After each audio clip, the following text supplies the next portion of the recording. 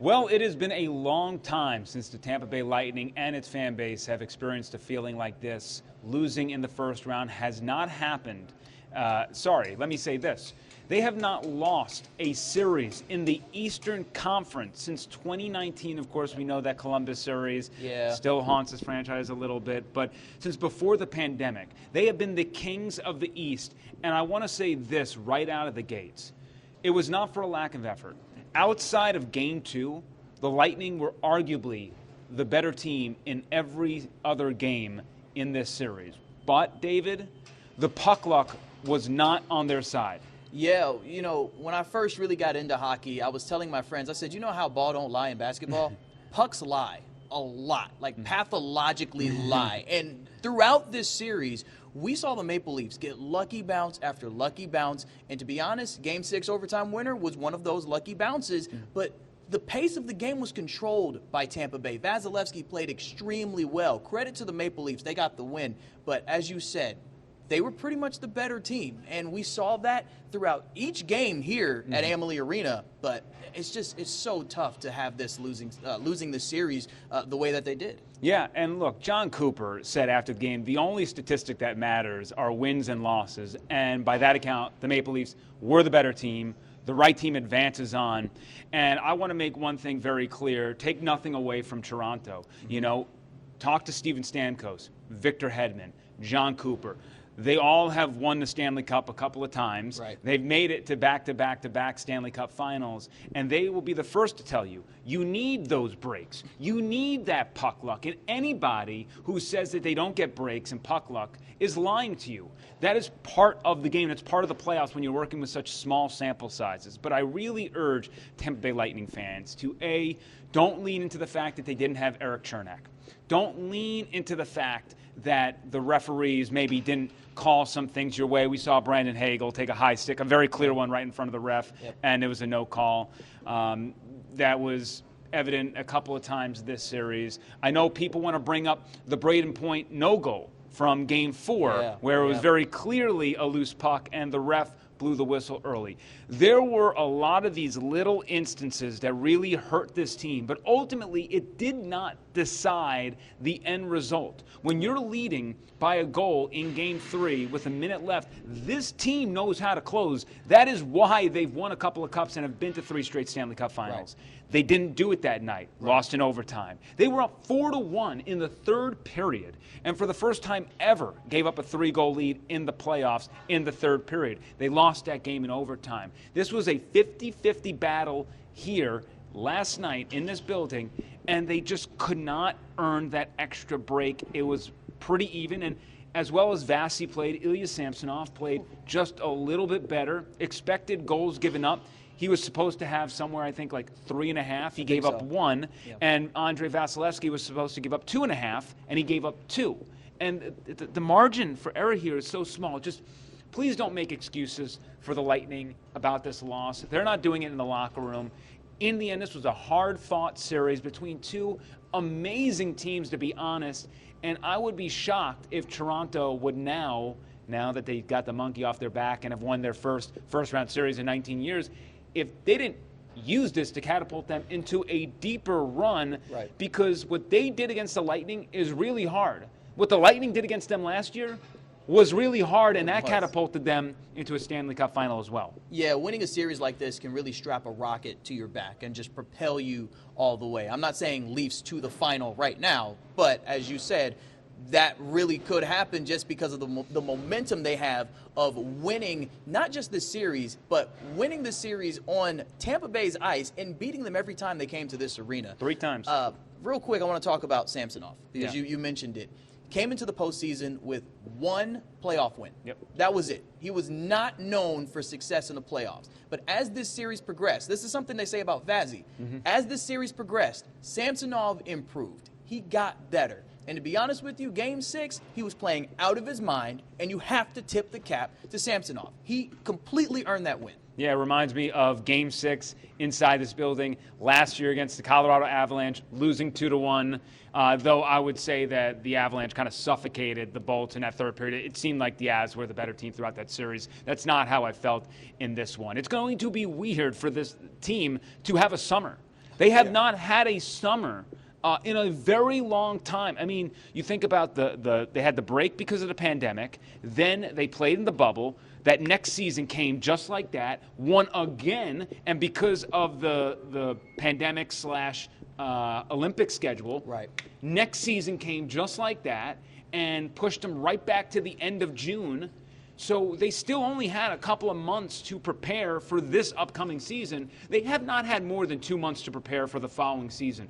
So maybe it's a blessing in disguise, and maybe some like time off, some training, get the legs back under you, taste the blood from your mouth after getting punched real hard will maybe get you going a little bit entering the 2023-2024 season. But let's talk about how this team's going to look a little bit differently. We know the salary cap is a problem. Yeah. That's what happens here. Again, to just reflect on how amazing it's been to watch this team play over the past handful of years, what they've been able to do during the salary cap era. I mean, it's a thing of legend. Like, this doesn't happen. You have to respect it, appreciate it in the present, because we'll be talking about that forever. That will be the benchmark for a long, long time. But Alex Killorn is easily the biggest unrestricted free agent on the market. And if you remember Andre Palat last year, longtime Lightning, John Cooper was the only coach he ever had, and he got $5.5 million per from the New Jersey Devils. And I don't know. Even though Killorn does not have the playoff pedigree that Palat had, Killorn had a lot more success in the regular season. He does power play, PK, checking line, dirty work. You just really hope that Killorn's affinity for the Tampa area help you in the offseason. But it's going to be interesting to see if the Bolts can find a number to bring Alex Killorn back. Yeah, I agree with you. I think if you ask the other teams in the NHL, hey, would you want Alex Killorn? They would all say yes immediately. Yeah. He's that good. And because, as you mentioned, you can use him in so many different areas throughout the game. PP, PK, whatever you need him to do, he's willing to do it and does it well. He barely misses any time, by the way, either. Yeah. He's like literally missed, I think, really like a handful of games the past 5 or 6 years or something. He's really good. And then you mentioned some of the other guys. We talked about it earlier. Corey Perry's on that list. Pierre-Edouard Bellemare is on that list. Ian Cole. And Brian Elliott is on that list as well. So there's some decisions for JBB to make. Yeah, so that fourth line is maybe going to need a little revamp. The restricted free agents are Tanner Jeannot, Ross Colton. We figure, and Mikey Asimon, I should say that as well, we figure JBB will be able to figure something out there, especially with Jeannot, who we'll have a discussion about another time. You trade all those picks. He ends up getting hurt. We don't know if that played a factor into him not playing towards the end of the series, but gets pulled out of the lineup. So, I mean, there's a lot of little things here that Julien Brisebois is going to have to figure out with this team how to maximize their potential. But David, I'll start first. I'm going to jump this question on you. Okay. Just when you reflect on the season, what do you think about it? Because I'll tell you, me was a team that I thought they came out like gangbusters and looked like a team that was determined and prepared to make another Stanley Cup run. And that All-Star break came, and they turned the switch off. Whether it was just knowing the Toronto Maple Leafs were going to be there in the playoffs for them, whether that was the years and years of playing so long into the season with the Stanley Cup final. It took a while to get those engines brewing. And I really credit this team because they did flip the switch. They did look like a great team once the playoffs came to be, if you ignore Game 2. But you wonder if some of that flip switching on and off, if that hurt some of the puck luck, some of the bounces, some of the little things that take you to the next level and make you a Stanley Cup final champion. And I think about that 6-minute deficiency in Game 4 and how the lack of focus there, the little gaffes, those were the moments that we saw constantly in the back half of the season where they just lost it for stretches. And in the regular season, you can just kick the can and say, screw it. In the playoffs, they fought their tails off to get, leads, and they fought their tails off to stay in games. And, they won twice in Toronto. They did. Really impressive. But ultimately, it's a team that I have extreme respect and admiration for.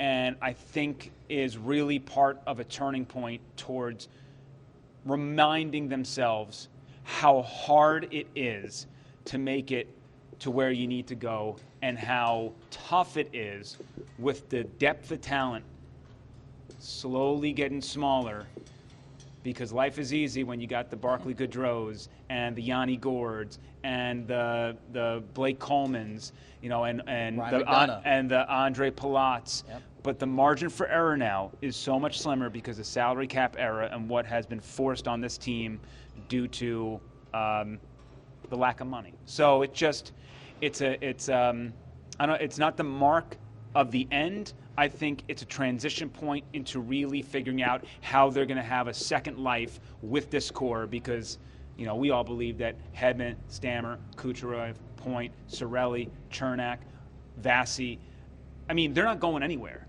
right? And they're still fairly young. You got to remember, Stamkos is still kind of like 31, 32. Right. So their prime is still here for another few years. It's about maximizing it. How JBB does that, I'm very interested to find out. So you said a lot of fantastic things there, and I don't disagree with anything you said. I want to build off of that. The Tampa Bay Lightning are one of the best-run organizations in professional sports. I want to just put that out there. The Vinnick era has been incredible for this franchise, and it is, I mean, it's like the standard in the NHL. It's a well-oiled machine. But even well-oiled machines need oil changes sometimes. And I think the Tampa Bay Lightning need an oil change because they've been running and running and running. You mentioned it earlier. You had the break before going into the bubble, but it's been season. You've been playing nothing but hockey and hockey and hockey and even more hockey. It was a blessing to get 2 days off because late in the regular season, you were just play Monday, Wednesday, then you'd play Friday, or you would have Monday, Tuesday. And then I think it was 19 of 33. It was insane to not get back-to-back days off. And you know what? As good as this team is, to go through a run like that after so many years, it catches up to you. Yeah. Because no matter how elite of an athlete you are a human. And we saw, I think, really the human side of the Tampa Bay Lightning. They are a little bit older than they were. They're still young, but they are a little bit older than they were when they were in the bubble. And it does catch up to you. Your legs aren't moving as fast as you may want them to. Your stick isn't moving the way you really want it to. Your shots aren't as strong or as fast as they used to be when you were fresh and you had all that energy because you haven't had a summer. So that has really affected this team. That's what I'm going to remember. I'm going to remember the fact that I think I saw this team run out of gas a little bit. I saw a well-oiled machine have their oil get a little bit thin, and now they need to get an oil change. That you still have your core. So you got the engine. You're good. But you really do need to prioritize rest in this situation. I'm also going to remember how Andre Vasilevsky, we talked about how he wasn't necessarily in big cat form a lot. I mean, a lot of times he was getting criticism, John Cooper and everybody always coming to his defense saying he's the best goalie. Yeah, he's the best goalie in the world. And he is. And right, he is. But he has set a standard for himself because of his play. Because we've seen him do the things that we honestly saw Samsonov do in Game 6. Vazzy played a great Game 6. He did get better as the series progressed, but we just, throughout the regular season, there were moments where it was like, that don't seem right. Yeah. That doesn't seem like Andre Vasilevsky. That doesn't seem like the big cat. Remember, going into last year's postseason, we talked about how Andre Vasilevsky did not lose back-to-back postseason games. It just didn't happen. Yep. He did end up losing back-to-back postseason games, but in this series, he lost 3 straight postseason games. Not all on him. There were some things that happened with the defense, like he bounces and all that. But the fact that he didn't have any back-to-back losses means something. So I think him losing 3 straight should also mean something. You can't take that as the whole can of salt and then take this as a grain of salt. You got to keep the same energy, in my mind. Yeah. So I'm going to remember that too. I think he especially needs the rest. Of all the people that need rest, I think you're right. The big cat needs the most rest. Take some time, go home, do whatever you got to do, just rest. If you go into hibernation, that's fine. Like, you deserve it. Of all people, you deserve to rest and get an oil change. That's it. That's my message to the team. And again, with Andre Vasilevsky, I mean, you mentioned it, and sort of to combine both of our points, the defense probably looked the murkiest it's been in a long time for this organization. you really would have loved the you certainly would have loved an Eric Chernak for a whole series, Right. but you would have loved the Ryan McDonough. Certainly come closeout time. That's just a guy that, we can't cry about it.